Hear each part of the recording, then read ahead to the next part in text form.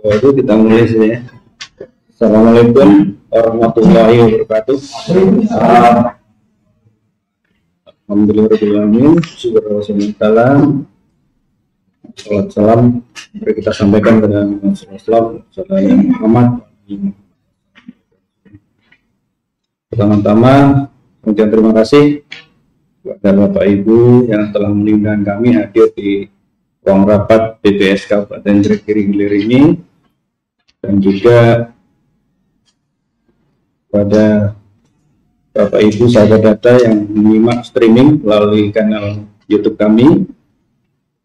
Ini adalah rilis pertama di tahun 2022 mengenai perkembangan harga kebutuhan pokok di Kota Tembilahan, kondisi bulan Desember tahun 2021.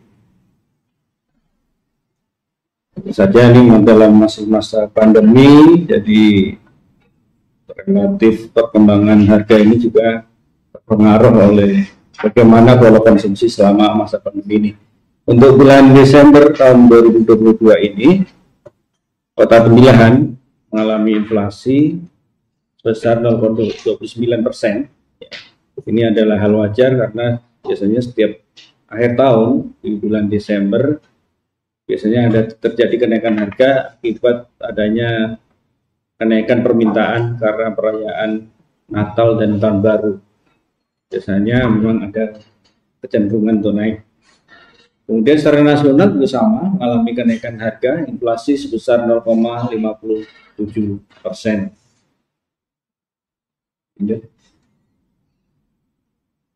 Ya, kalau kita lihat secara nasional di seluruh Indonesia, seperti kita ketahui bersama, ada 90 kota di Indonesia ini yang menghitung inflasi. Rata-rata sebagian besar mengalami kenaikan harga. Jadi dari 90 itu 88 kota mengalami inflasi, sementara hanya 2 kota yang mengalami deflasi. Jadi 2 kota yang mengalami deflasi itu adalah Dumai dan Bukit Tinggi, semuanya di Sumatera. Jadi deflasi tertinggi itu 0,13 itu di Kota Dumai, sementara deflasi yang rendah 0,04 itu di Kota Bukit Tinggi. Sementara dari 88 kota yang mengalami kenaikan harga, mengalami inflasi itu, inflasi tertinggi terjadi di Kota Jayapura sebesar 1,91, hampir 2%. Wajar karena Jayapura kita tahu mayoritas penganut Kristen, jadi mungkin kenaikan konsumsi persiapan hari Natal dan Tahun Baru cukup tinggi di sana dibandingkan di kota kita gitu. Jadi wajar terjadi lonjakan yang cukup tinggi, mungkin juga didukung oleh kondisi geografis di sana juga yang mungkin akan menghambat distribusi sehingga memicu terjadinya kenaikan harga yang cukup tinggi. Sementara kenaikan harga yang paling rendah terjadi di Kota Pekanbaru sebesar 0,07. Jadi di Riau ini relatif stabil harganya, kenaikannya tidak terlampau tinggi dan juga tidak terlampau rendah. Nah, kita kembali ke inflasi di Kota Tembilahan.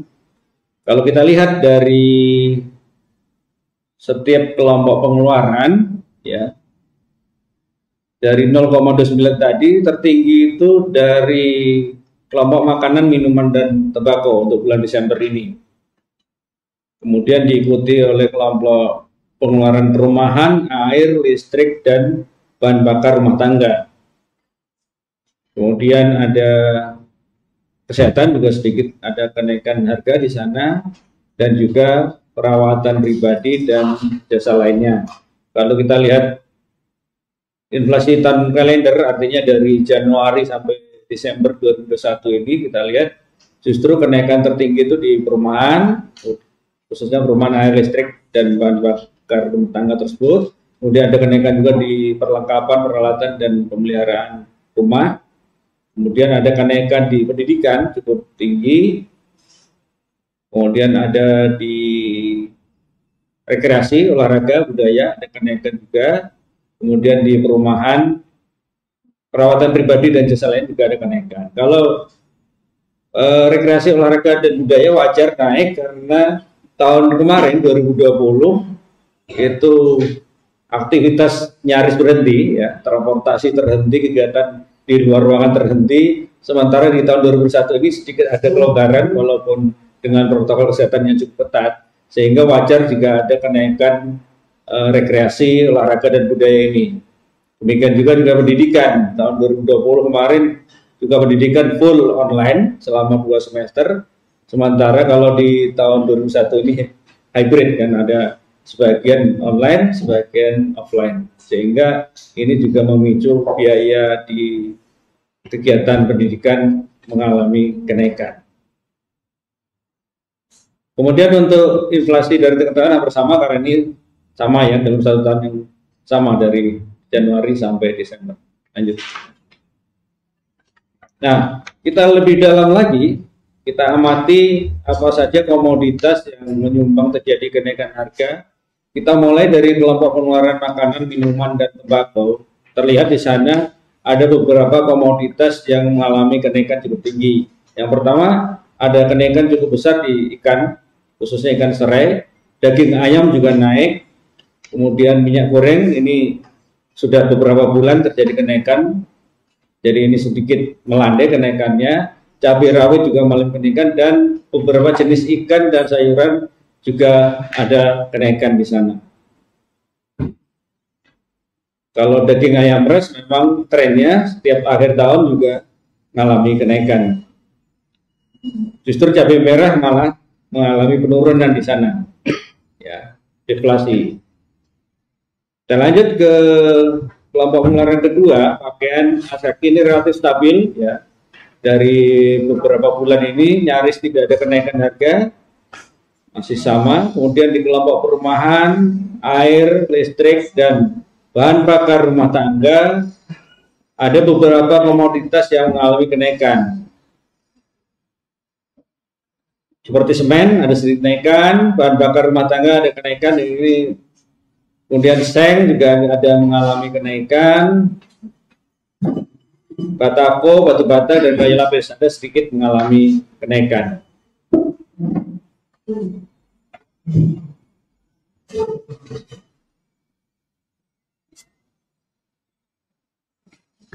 Rata-rata yang mengalami kenaikan adalah bahan bangunan, ya. Mungkin ada penyesuaian dari distributor. Biasanya di akhir tahun. Lanjut. Sementara itu untuk perlengkapan rumah tangga, ya, dan pemeliharaan rutin ada kenaikan di sabun cuci piring cair. Itu yang mengalami kenaikan. Kemudian dari kesehatan ada sedikit kenaikan di vitamin dan obat gosok. Di transportasi juga ada sedikit kenaikan, khususnya di harga mobil dan spare part, khususnya aki. Kemudian di Infocom justru mengalami deflasi pada bulan Desember ini, khususnya terjadi penurunan di komoditas laptop dan biaya administrasi transfer bank. Seperti kita ketahui, BI di beberapa bulan ini sudah meluncurkan pemangkasan biaya transfer antar bank yang tadinya 6.500 menjadi 2.500. Memang belum semua bank, ada beberapa 10 atau 20 bank piloting, dan belum semua channel menggunakan tarif baru, tetapi dari ATM dan dari internet banking sudah ada yang menerapkan dengan biaya transfer yang cukup murah, 2.500. Inilah yang memicu adanya penurunan biaya transfer uang. Kemudian di rekreasi, olahraga dan budaya masih tetap tidak ada kenaikan. Pendidikan juga tetap, kenaikan terjadi di awal tahun pelajaran baru, ya, sekitar bulan Juli, Agustus. Kemudian di perawatan dan pribadi dan jasa lainnya ada perubahan harga di emas perhiasan. Sedikit mengalami kenaikan di akhir tahun ini setelah sebelum menurun. Tapi secara umum untuk emas perhiasan ini di tahun ini mengalami kenaikan, cenderung mengalami kenaikan. Demikian juga ada kenaikan sedikit di minyak rambut. Ya.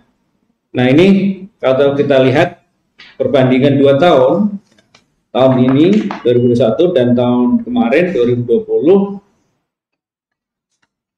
kita lihat di inflasi di bulan Desember relatif hampir sama. Di tahun 2020 0,34, sementara tahun ini 0,9. Tetapi kalau kita lihat di tahun kalender ada perbedaan, dan tahun dari tahun ada perbedaan cukup tinggi. Di tahun 2020 inflasi mencapai 3,3, sementara di 2021 hanya 1,09. Jadi ada penurunan yang cukup besar di tahun ini. Kalau kita lihat tahun kemarin bahwa awal pandemi kita semua masih belajar, ya, baik itu masyarakat, pemerintah masih belajar memahami perilaku pandemi itu. Jadi mitigasi risikonya itu masih dalam tahap pembelajaran, sehingga khususnya untuk distribusi kebutuhan pokok itu masih banyak hambatan kemarin, ada ketidaklancaran dan sebagainya, sehingga itu memicu terjadinya kenaikan harga yang cukup tinggi. Dan biasanya juga diiringi oleh kepanikan masyarakat ketika pandemi, informasi tidak jelas, itu jadi panic buying, ya. Sementara untuk tahun 2021 pemerintah sudah bisa merumuskan kebijakan yang lebih tepat berkaca dari pengalaman tahun sebelumnya 2020, dan masyarakat pun sudah mulai nyaman bisa menyesuaikan dengan kondisi pandemi, sehingga harga-harga relatif lebih stabil, distribusinya lancar, pasokan cukup, dan permintaan tidak melonjak karena tidak terjadi pembelian yang panik tadi. Sehingga inflasi di tahun 2021 ini relatif lebih bagus dibandingkan di tahun 2020.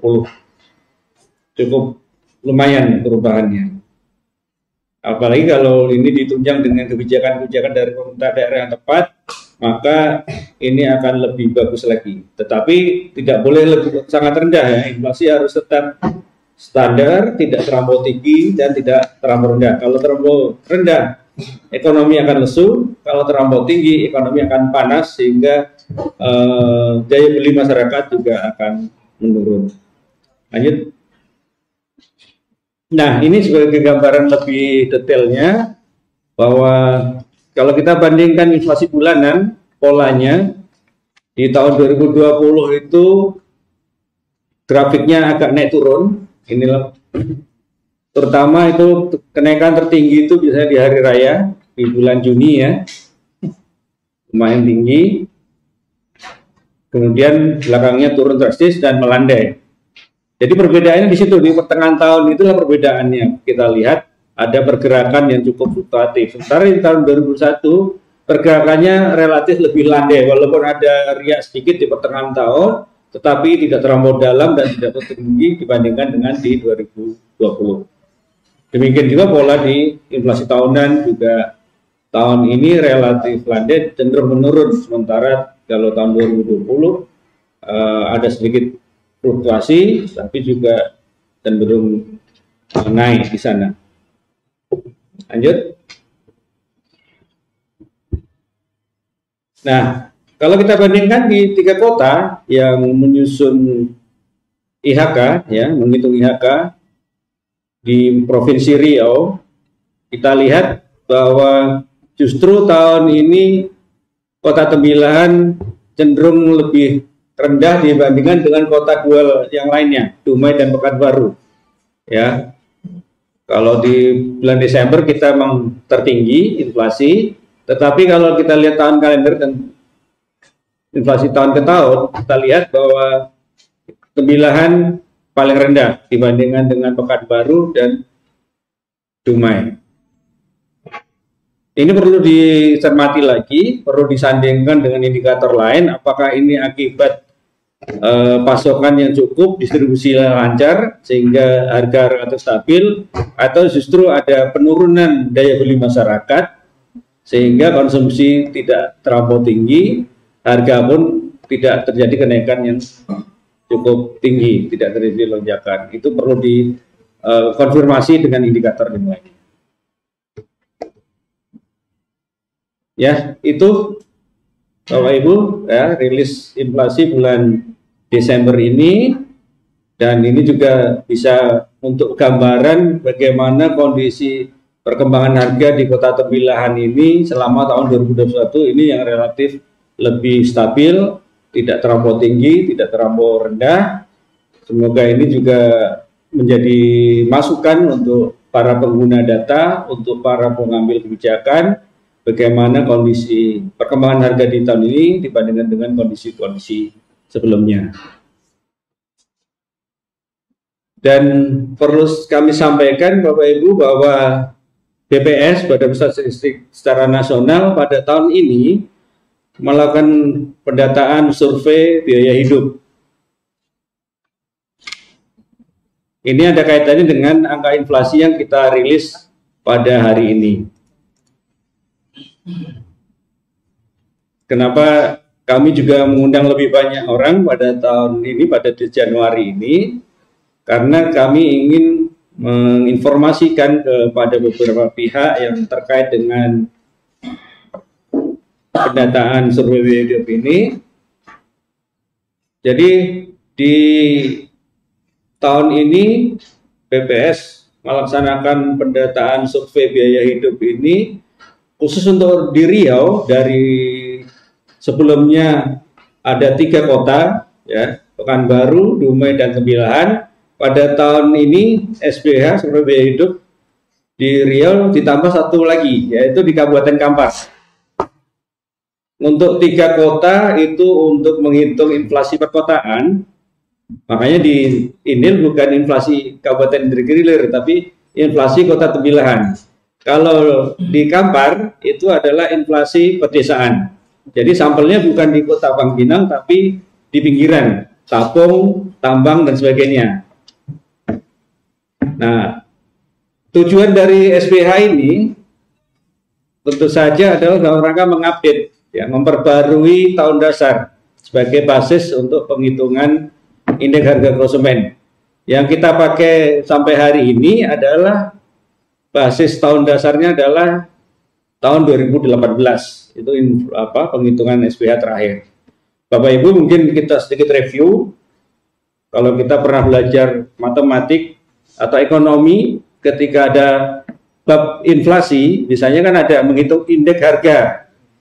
Kita tahu ada indeks harga, ada yang sederhana, ada yang agak kompleks. Nah, yang agak kompleks itu yang kita gunakan. Biasanya kita tahu belajar ada namanya indeks Laspeyres, ada indeks Fase, ada yang Morgan Engelbert. Ya.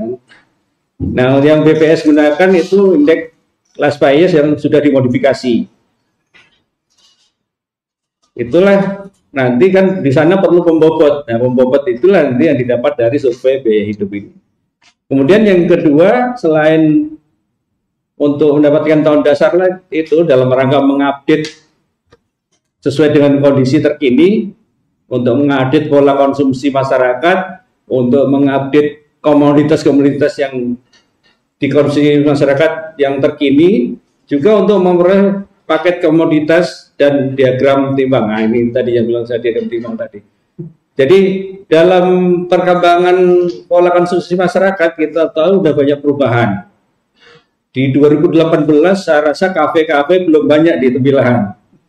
Tahun ini saya lihat dari 2020, 2021 selama saya 2 tahun, hampir 2 tahun di Tembilahan ini, dulu belum ada janji jiwa, sekarang udah ada janji jiwa. Sebelumnya yang di hati belum ada, kan sekarang sudah ada. Belum tentu mungkin tambah lagi kafe-kafe lain. Jadi pola konsumsi masyarakat sudah berubah. Selama ini konsumsi masyarakat lebih banyak yang ke makanan dan itu banyak dikonsumsi di rumah. Bisa jadi nanti akan tahun 2022 ini ada perubahan. Mungkin konsumsi makanan jadi sedikit terjadi penaikan karena banyak yang nongkrong di kafe-kafe, di kedai kopi dan sebagainya. Kemudian juga porsi non makanan mungkin juga bisa mulai naik gitu, karena sekarang lebih mudah untuk melakukan pembelian secara online. Itu juga nanti akan dipotret di survei biaya hidup ini. Selain untuk mendapatkan paket komoditas itu, juga untuk mendapatkan data dasar mengenai berapa nilai konsumsi di Tembilahan ini. Kalau 2018 misalnya satu rumah tangga per orangnya berapa rupiah konsumsi, dari ujung rambut sampai ujung kaki, apa yang masuk ke mulut, semuanya dihitung, berapa totalnya, itulah nilai konsumsi. Jadi 3 itu yang utama, ditambah lagi dengan keterangan mengenai kondisi sosial ekonomi dari masyarakat yang terkena sampel tersebut. Khususnya di INHIL adalah masyarakat perkotaan. Jadi sampelnya untuk di Tembilahan ini, di Tembilahan dan Tembilahan Hulu ya, yang kita lakukan pendataan. Jadi untuk tahun ini ada beberapa tambahan itu yang seperti disampaikan di depan tadi. Ada 90 kota yang sudah menghitung tahun sebelumnya, kemudian ditambah lagi beberapa kota untuk menghitung inflasi pedesaan. Dari gabungan itu untuk mendapatkan nanti inflasi provinsi, kemudian digabung lagi menjadi inflasi nasional. Nah, jadi dari SPH ini yang didapat paket komoditas, artinya barang-barang apa saja yang paling sering dikonsumsi masyarakat, yang paling banyak dikonsumsi masyarakat di INHIL ini, di Tembilahan khususnya, apa saja di tahun 2020 nanti, kemudian didapat juga diagram timbang. Bobot dari komoditasnya apa saja. Berarti kita ketahui bersama untuk saat ini di tahun dasar 2020, bahan makanan itu bobotnya paling tinggi. Beras tentu saja, karena itu semua orang makan. Kemudian kalau di INHIL yang komoditas yang paling unik itu udang, itu cukup besar bobotnya karena kita pesisir cenderung suka makan makanan dari laut. Gitu. Kemudian ayam, daging ayam ngeras dan telur itu juga cukup tinggi. Itulah nanti bisa jadi tahun 2022 nanti ada perubahan. Gitu. Nah dari sanalah nanti bisa juga didapatkan indeks harga konsumen dengan tahun dasar baru, tahun dasar 2020. Jadi sistem pendataannya nanti per triwulan, ya per 3 bulan sekali ganti sampel. Kenapa per 3 bulan? Untuk mendapatkan pola musiman. Di triwulan pertama berarti cenderung datar kan, karena tidak banyak pengeluaran di sana. Nanti triwulan kedua berarti ada hari raya, April, Mei, Juni. Biasanya ada kenaikan harga di sana. Triwulan 3 cooling down, ada penurunan harga. Triwulan 4 biasanya ada kenaikan lagi karena biasanya ada. Kalau triwulan 3 ada misalnya perubahan di pendidikan biasanya. Juli, Agustus, September itu biasanya, kalau Juli misalnya sekolah dasar menengah, kemudian kalau di Agustus, September itu perguruan tinggi biasanya. Jadi itu kenapa dibuat 4 bulan, fungsinya adalah mendapatkan pola musiman itu. Sehingga tergambarkan bagaimana pergerakan harga di setiap waktunya. Baik. Nah ini prosesnya, jadi yang didata nanti ada yang rumah tangga di pedesaan, kalau di Riau dan di Kabupaten Kampar, kalau ada juga rumah tangga di perkotaan, kalau di Riau ada 3 kota, Dumai, Pekanbaru, dan Kota Tembilahan. Nah dari masing-masing untuk rumah tangga di desa mendapatkan IHK desa, rumah tangga perkotaan mendapatkan IHK kota, itu digabung nanti dari 4 wilayah tadi, Pekanbaru, Dumai, Tembilahan, dan Kampar, maka itu akan digabung secara agregat nanti menjadi indeks harga level provinsi. Nah, indeks harga di level provinsi digabung lagi, dihitung indeksnya, akan dapatkan indeks harga untuk nasional. Itu prosesnya, seperti itu. Jadi ada perubahan di sana. Lanjut. Nah, ini sebarannya ya. Ada 90 kota untuk sampel perkotaan, 94 itu yang lama, kemudian 60 kota tambahan yang baru, jadi totalnya ada 154. Kalau di Riau hanya 1 tambahannya. Di provinsi lain rata-rata ada 1, ada 2, tergantung kebutuhan ya. Kalau yang kekuatannya banyak tentu saja penambahannya juga lebih banyak agar perubahan harga itu terwakili sesuai dengan kondisi masing-masing. Ya ini alur di lapangan nanti, ini sekedar informasi saja ya. Jadi di lapangannya itu tiap bulan, kemudian dicek editing coding dan diolah di bulan keempat, dan nanti petugas yang pencacah ini akan pindah ke rumah tangga baru untuk mendapatkan pola konsumsi di bulan ketiga, keempat, dan keempat, 5, dan 6 di triwulan kedua dan seterusnya. Jadi sambung menyambung selama 4 periode triwulan itu, maka didapatkanlah total untuk 1 tahun. Jadi seperti itu.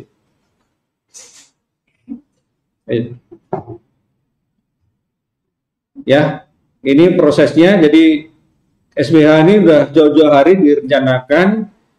Memang kita melihat situasi juga kemarin karena pandemi kita masih menyesuaikan, dan baru di launching di 2022 ini. Biasanya sekitar setiap 5 tahun diadakan review, tetapi juga kita lihat juga kondisi perekonomian.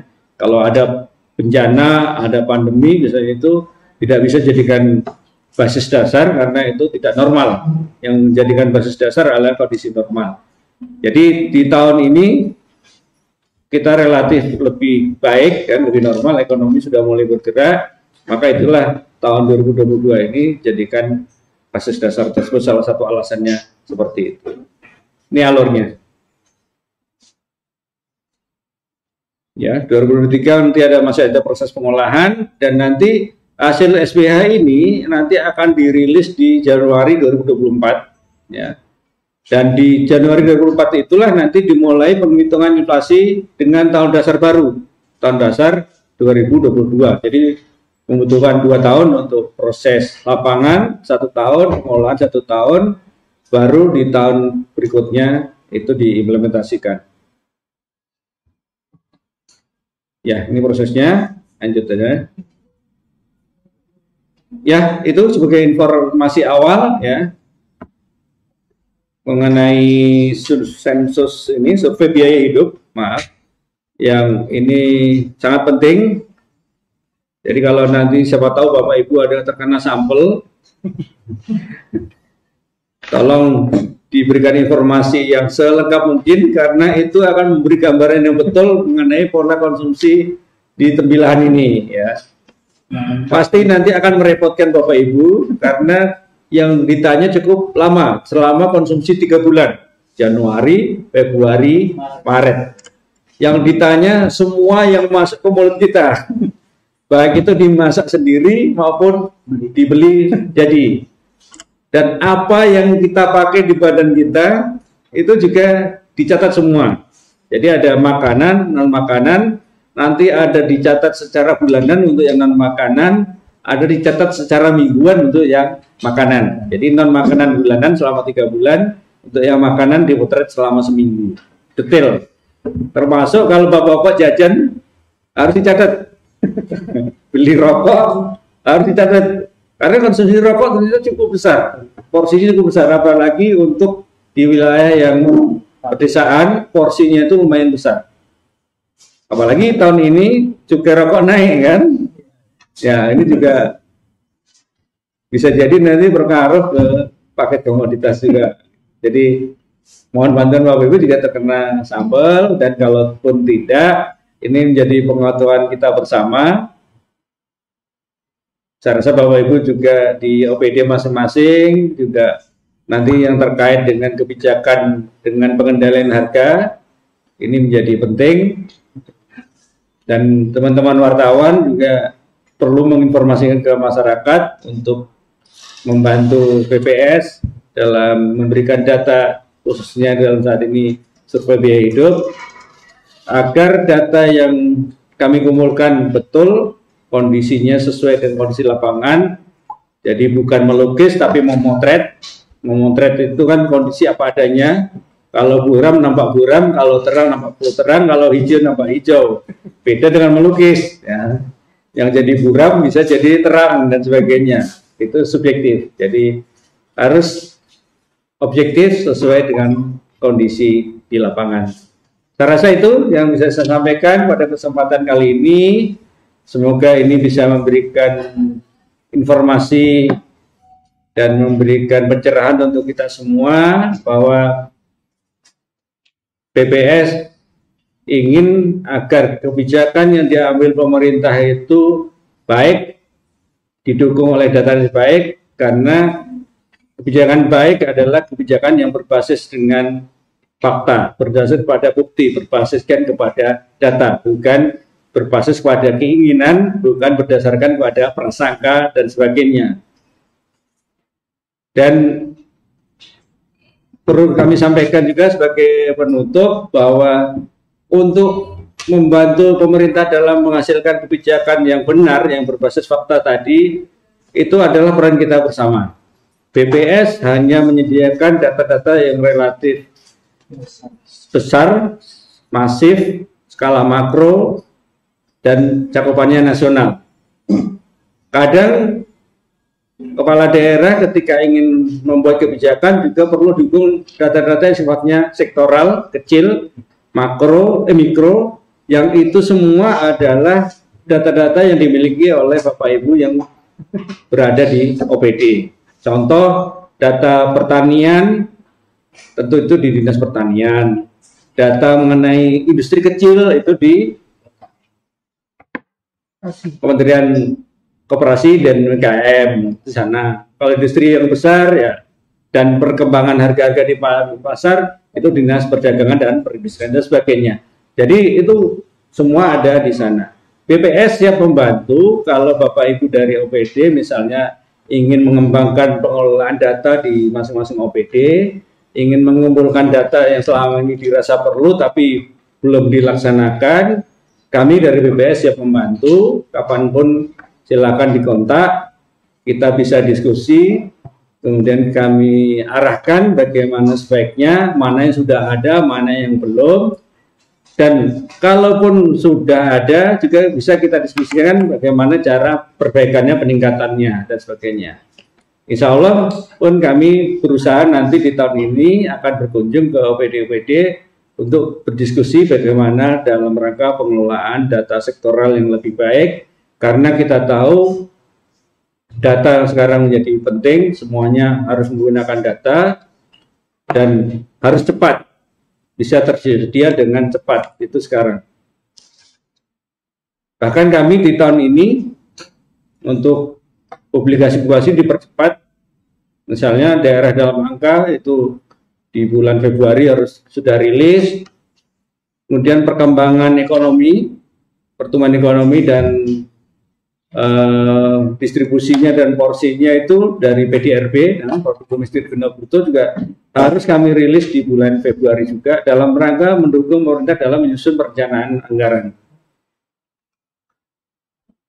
Maka peran kita bersama untuk mempercepat pengelolaan datanya dengan standar yang baik itu juga perlu kita sinergikan. Nanti saya minta dari Kominfo untuk membuka forum suatu saat ya untuk diskusi pengelolaan data supaya kita semua bisa berkontribusi dalam rangka penyediaan data yang lebih baik dalam rangka kebijakan yang tepat sasaran tersebut.